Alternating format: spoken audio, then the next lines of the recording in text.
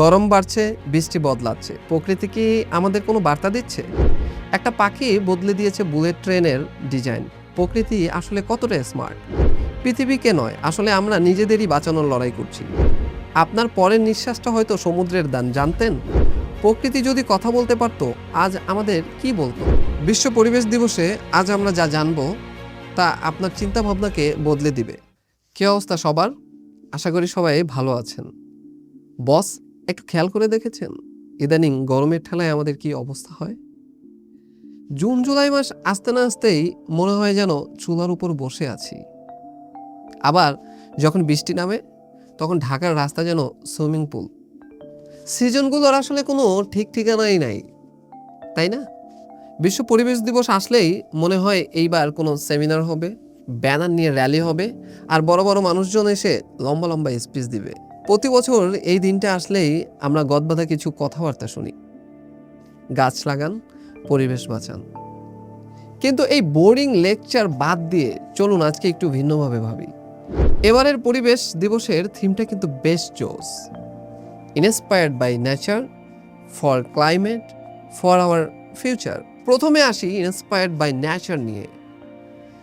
সায়েন্সে একটা দারুণ টার্ম আছে, নাম বায়োমিমিক্রি। মানে প্রকৃতির ডিজাইন চুরি বা কপি করে মানুষের বানানো টেকনোলজি। চলুন একটা ক্রেজি উদাহরণ দেই। জাপানের বুলেট ট্রেন তো সবাই চেনেন। এই ট্রেন যখন প্রথম বসানো হয় তখন একটা বড় ঝামেলা হতো। ট্রেন যখন প্রচণ্ড স্পিডে টানেল বা সুড়ঙ্গ থেকে বের হতো তখন বাতাসের প্রেসার বোমার মতো বিকট একটা শব্দ হতো। আশেপাশের মানুষ তো অতিষ্ঠ, ইঞ্জিনিয়াররা কোনো সমাধানই পাচ্ছিলেন না। তখন এক জাপানি ইঞ্জিনিয়ার খেয়াল করলেন কিংফিশার বা মাছরাঙা পাখির দিকে। এই পাখি যখন আকাশ থেকে একদম রকেটের স্পিডে পানির নিচে ডাইভ দেয়, একটুও পানি ছিটকায় না, কোনো আওয়াজও হয় না। কেন জানেন? ওর ঠোঁটের অ্যারোডাইনামিক ডিজাইনের কারণে। ব্যাস, জাপানিরা বুলেট ট্রেনের সামনের অংশটা হুবহুব মাছরাঙার ঠোঁটের মতো বানিয়ে নিল। রেজাল্ট কি হলো?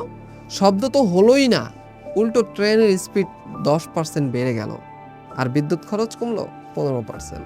আর একটা উদাহরণ দেই। আমাদের ঘরের পাশে আমরা যে জুতা বা ব্যাগ ভ্যালক্রো ব্যবহার করি, এই যে খসখস ফিতা যা জোড়া লাগালে চরচর শব্দ হয়, এটা কিন্তু এক বিজ্ঞানী আবিষ্কার করেছিলেন কুকুরের গায়ে আটকে থাকা এক ধরনের চোরকাটা বা উদ্ভিদের বীজ থেকে। প্রকৃতি অলরেডি বিলিয়ন বিলিয়ন বছর ধরে ট্রায়াল অ্যান্ড এরর দিয়ে পারফেক্ট ডিজাইন বানিয়ে রেখেছে। আমাদের জাস্ট চোখ খোলা রেখে ওটা দেখতে হবে। এবার আসি সেকেন্ড পার্টে, for climate, for our future. একটু সিরিয়াস কিন্তু রিয়েল কিছু ডেটা দেই। ক্লাইমেট চেঞ্জ বা global ওয়ার্মিংয়ের main ভিলেনকে? Carbon die oxide. আমরা ভাবি কার্বন ডাই অক্সাইড কমানোর দায়িত্ব শুধু গাছের, কিন্তু আপনি কি জানেন পৃথিবীর সবচেয়ে বড় কার্বন শোষক আসলে আমাদের মহাসাগরগুলো। এমনকি আমাদের অক্সিজেনের প্রায় 50 থেকে 80% আসে সমুদ্রের এক ধরনের অতি ক্ষুদ্র উদ্ভিদ বা ফাইটোপ্লাঙ্কটন থেকে। কিন্তু টুইস্টে এখানে, আমরা সমুদ্রে এত প্লাস্টিক আর কেমিক্যাল ফেলছি যে সমুদ্রের টেম্পারেচার বাড়ছে, আর তাপমাত্রা বাড়লে এই ফাইটোপ্লাঙ্কটনগুলো মারা যাচ্ছে। বিজ্ঞানীরা ওয়ার্নিং দিচ্ছেন, যদি সমুদ্রের তাপমাত্রা এভাবে বাড়তে থাকে তবে 2050 সালের মধ্যে পৃথিবী প্রায় 90% প্রবাল প্রাচীর বা কোরাল রিফ ধ্বংস হয়ে যাবে। আর সমুদ্র যদি অক্সিজেন তৈরি করা কমিয়ে দেয়, আমাদের ফিউচার কিন্তু ওখানেই লকডাউন হয়ে যাবে। এখন প্রশ্ন হলো, ভাই আমরা তো আর সমুদ্রে গিয়ে প্লাস্টিক কুড়াতে পারবো না, তাহলে আমাদের করণীয় কি?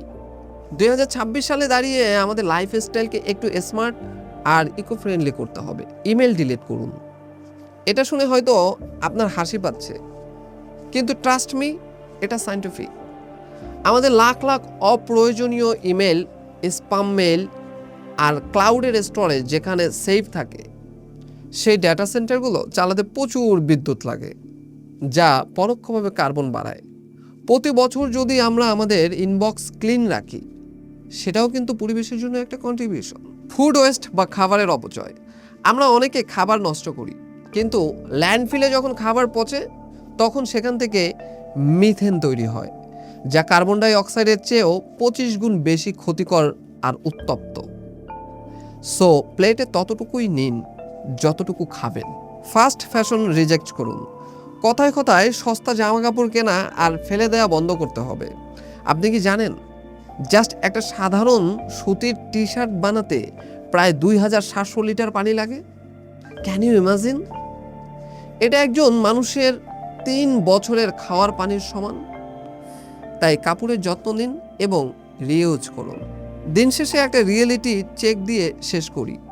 এই যে আমরা এতক্ষণ ধরে বলছি পৃথিবী বাঁচাও, পরিবেশ বাঁচাও, সত্যি কথা বলবো, পৃথিবীর আমাদের কোনো দরকার নেই। মানুষের জন্ম হওয়ার কোটি কোটি বছর আগেও এই পৃথিবী টিকে ছিল। মানুষ বিলুপ্ত হয়ে গেলেও পৃথিবী ঠিকই টিকে থাকবে। প্রকৃতি নিজের ক্ষত নিজে সারিয়ে নিতে জানে।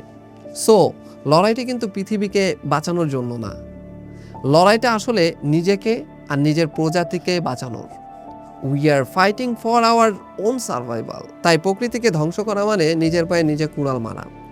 চলুন প্রকৃতির ডিজাইন থেকে আইডিয়া নেই, ক্লাইমেটের যত্ন নেই, যাতে আমাদের ফিউচারটা অ্যাটলিস্ট সিকিউর হয়।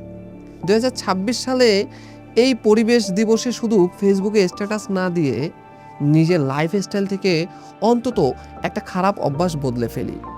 প্রকৃতি বাঁচলে আমাদের ভবিষ্যৎ বাঁচবে। সো আজকের মতো বিদায়। Stay informed, stay safe and keep it green. Tata.